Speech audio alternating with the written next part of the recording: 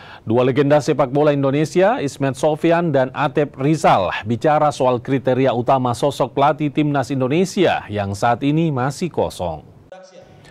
Duo legenda hidup sepak bola nasional ini menilai kriteria utama pelatih adalah mempunyai karakter kuat, paham kualitas, dan karakteristik sepak bola Indonesia, serta yang mampu menciptakan suasana harmonis di ruang ganti.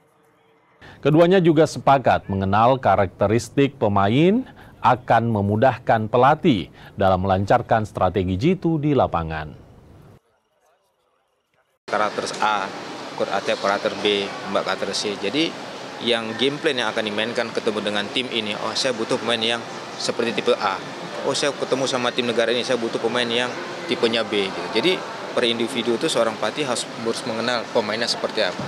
Jadi di saat dia memainkan game plan-nya begitu dia nggak begitu sulit. Apapun nanti pelatihnya, menurut saya sih pelatih lokal juga punya kualitas. Tapi memang untuk kita bisa bersaing di levelnya, kelasnya mungkin Piala Dunia kan memang harus pelatih-pelatih yang memiliki karakter yang kuat kan gitu.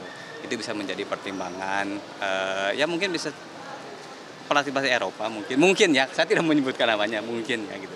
Tapi kalaupun mau mencoba pelatih lokal kan ini ada yang belum lisensinya belum Pak, belum.